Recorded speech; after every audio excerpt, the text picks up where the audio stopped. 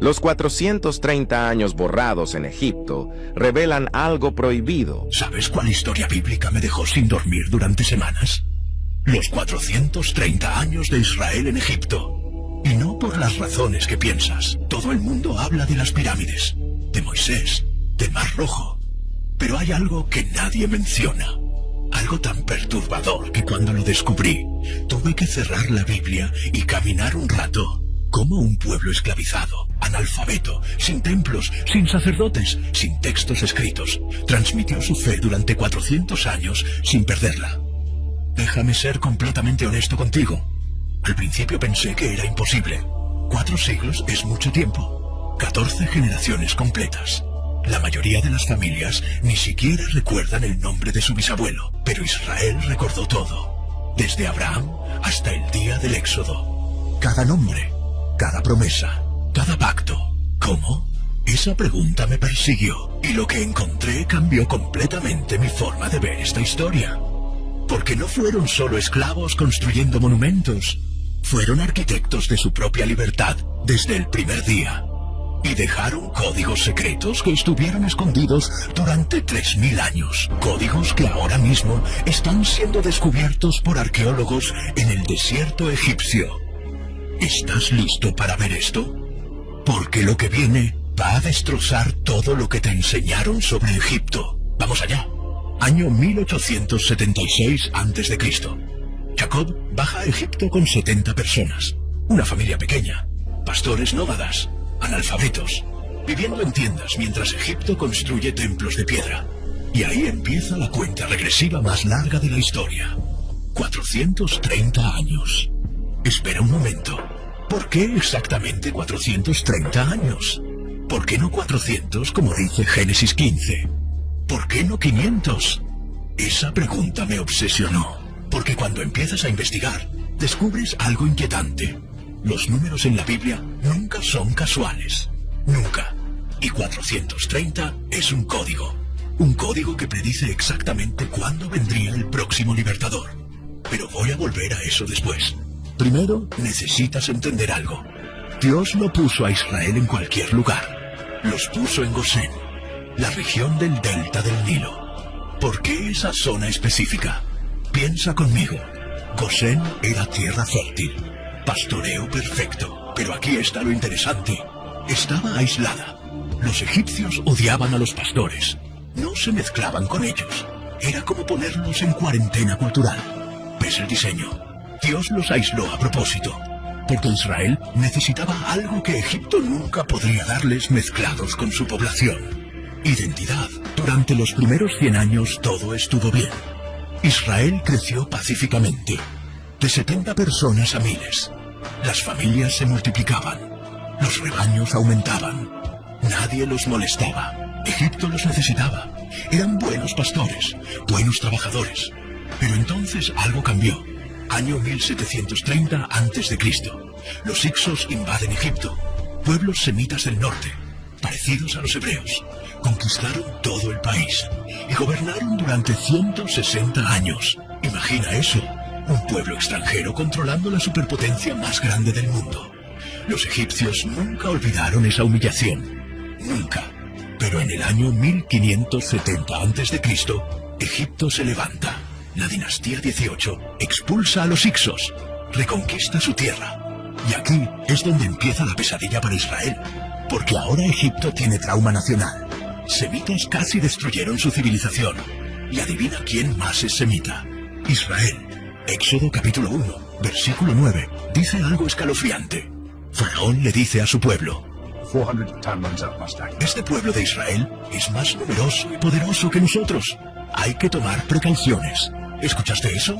No dijo que son esclavos útiles. Dijo que son una amenaza. Faraón tenía miedo. Miedo de que Israel se aliara con invasores futuros. Miedo de que se rebelaran. Miedo de que cumplieran una profecía que él conocía. Espera, ¿qué profecía? Aquí es donde la historia se pone oscura. El historiador judío Josefo registra algo inquietante. Un escriba egipcio tuvo una visión. En ella, un niño hebreo nacería y destruiría todo Egipto. Los sacerdotes de Faraón confirmaron la profecía consultando sus propios oráculos. ¿De dónde vino esta profecía? De la misma fuente que la profecía hebrea. Porque Génesis 15, versículo 13, ya lo había predicho. Tu descendencia será extranjera en tierra ajena. Los esclavizarán y oprimirán 400 años. Pero yo juzgaré a esa nación. Faraón conocía la profecía hebrea. José había sido visir, segundo al mando de todo Egipto. Los archivos egipcios contenían los registros de Jacob. Ellos sabían que Israel estaba esperando un libertador y decidieron matarlo antes de que naciera. Éxodo 1, versículo 22. Faraón ordenó a todo su pueblo: echen al Nilo a todo niño hebreo que nazca. No fue esclavitud, no fue opresión, fue genocidio sistemático. Ahoguen a los bebés, todos, sin excepción. ¿Por qué algo tan brutal? Porque Faraón sabía que si Israel sobrevivía un poco más, la profecía se cumpliría. Y tenía razón, porque justo en medio de ese genocidio nace un niño en una canasta. Un niño que Faraón intentó ahogar. Un niño criado en el palacio de su enemigo. Un niño llamado Moisés. Déjame mostrarte algo que me sacudió. La hija de Faraón lo adoptó. La misma familia que ordenó su muerte lo crió como príncipe egipcio. ¿Coincidencia? ¿O diseño divino que usó la arrogancia de Egipto contra sí mismo? Pero aquí está la pregunta que me quitó el sueño. Durante esos 430 años, mientras todo esto pasaba, mientras Faraón los esclavizaba, mientras intentaba exterminarlos, ¿cómo preservaron su fe? Escucha esto, porque lo que descubrí me dejó sin palabras. Israel desarrolló algo que los egipcios nunca pensaron destruir: canciones de trabajo. Los hebreos cantaban mientras construían, y los egipcios pensaban que era folclore de esclavos, música para pasar el tiempo. Pero no lo era. Era un sistema de archivo humano. Cada familia tenía un chofer, un guardián de memoria. Su trabajo no era construir ladrillos. Su trabajo era cantar mientras otros construían. ¿Qué cantaban? Genealogías completas, de Abraham hasta ellos. Promesas de Dios, tierra, descendencia, bendición. Historias de pacto, circuncisión, Moria, Betel. Calendario hebreo para no perder el sábado. Pero no eran canciones normales. Eran mnemotécnicas. Cada ritmo correspondía a un nombre. Cada melodía contenía una generación completa. Los egipcios escuchaban canciones. Israel archivaba su historia. Piensa en eso por un momento. Sin escribir una sola palabra, transmitieron 430 años de memoria. De generación en generación. Sin perder nada. ¿Cómo es eso posible? Déjame explicarte. Imagina que cada golpe de martillo tenía un patrón. Cada movimiento de ladrillo seguía un ritmo específico. Y ese ritmo contenía información, nombres, fechas, promesas. Los egipcios veían esclavos trabajando. Israel veía estudiantes memorizando. Cada día de trabajo era una clase. Cada canción era una lección. Y los niños crecían escuchando esas canciones, aprendiendo esos ritmos.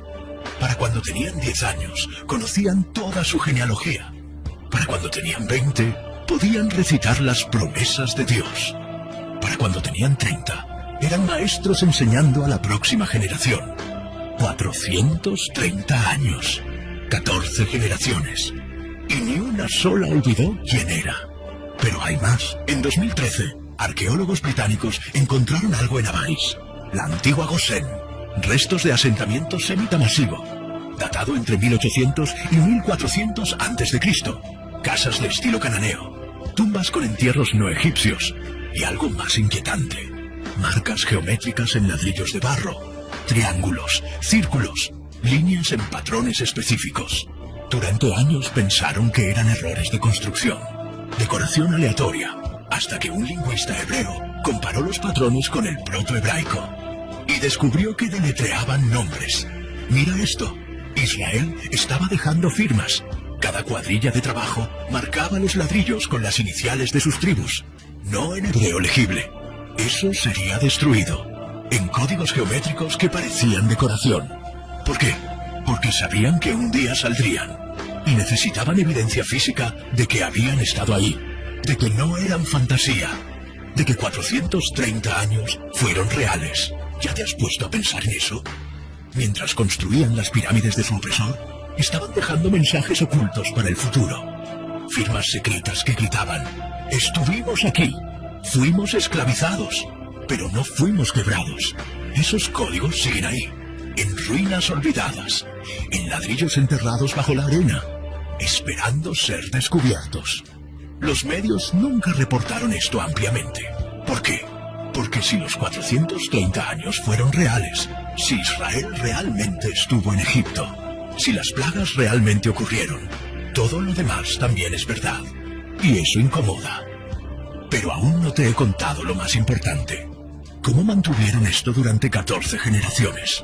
Porque en 430 años mueren los que vinieron con Jacob. Mueren sus hijos, mueren sus nietos, mueren 12 generaciones completas antes del éxodo. ¿Cómo evitaron que se corrompiera el mensaje? Con un ritual, la noche del recuerdo.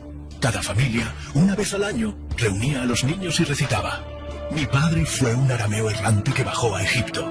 No era oración, era documento legal oral. Estaban firmando un contrato generacional. No olvides quién eres. No importa lo que Egipto diga, eres hijo de Abraham y vas a salir. Lo repitieron 430 veces, una vez cada año, durante 4 siglos. ¿Ves el genio? Egipto tenía bibliotecas, Israel tenía memoria. Egipto tenía monumentos, Israel tenía canciones, Egipto tenía poder, Israel tenía identidad. Y al final los monumentos cayeron, las bibliotecas se quemaron, el poder colapsó, pero la memoria sobrevivió, porque no dependía de piedra, dependía de fe transmitida de padre a hijo. Ven conmigo a algo que cambió mi perspectiva completamente. Porque los 430 años no fueron solo Egipto, fueron sobre construcción de nación, desde cero. Déjame mostrarte el diseño completo. Los 430 años no empezaron cuando Jacob entró a Egipto, empezaron cuando Abraham entró a Canaán. La Septuaginta griega dice: los israelitas que habitaron en Egipto y Canaán fueron 430 años. El reloj profético comenzó con Abraham. Promesa individual, Abraham. Familia extendida, Jacob. Tribu organizada, José. Nación esclavizada, Egipto. Imperio teocrático, Éxodo. 430 años fue el tiempo exacto que Dios necesitó para transformar un hombre en 2 millones de personas listas para conquistar. Pero aquí está la bomba. Gálatas 3, versículo 17, dice algo extraño.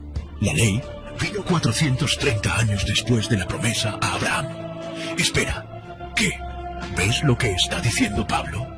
Los 430 años en Egipto fueron el intervalo entre promesa y ley, entre gracia y pacto formal. Dios diseñó Egipto como paréntesis, un espacio de tiempo donde Israel viviría solo por promesa, sin ley escrita, sin templo, sin sacerdocio, solo fe transmitida oralmente. ¿Por qué? Para demostrar que la fe precede a la ley, que Israel no se salvó por obras, por cumplir ley, se salvó por creer la promesa mientras estaba en Egipto. Y ahora viene lo que me dejó sin aliento. Los 430 años no fueron número aleatorio, fueron código temporal, una unidad de tiempo que Dios usa para medir dispensaciones. Desde el Éxodo en 1446 a.C. hasta Cristo en 4 a.C. pasan aproximadamente 1440 años. 430 por 3. Los 430 años en Egipto fueron fractal, un patrón que se repite en la historia. Y aquí está lo inquietante. El patrón se repite hoy. Déjame mostrarte algo. ¿Alguna vez notaste que la historia de Egipto se repite exactamente en otros momentos de la Biblia? Mismo patrón. Pueblo de Dios entra a tierra extraña, crece y se multiplica. Rey se siente amenazado, ordena exterminio de niños. Dios levanta libertador. ¿Dónde más ocurre esto? Mateo 2. Herodes mandó matar a todos los niños menores de 2 años en Belén. ¿Te suena familiar? Faraón mató niños hebreos para evitar que naciera libertador. Herodes mató niños hebreos para evitar que naciera rey. Moisés fue escondido en canasta. Jesús fue escondido en Egipto. Moisés volvió para liberar. Jesús volvió para redimir. Mateo lo dice explícitamente en capítulo 2, versículo 15. De Egipto llamé a mi hijo. No es coincidencia. Es patrón profético. Dios usa la misma estructura para revelar su método. Amenaza, protección sobrenatural, liberación épica. Pero hay más. Libro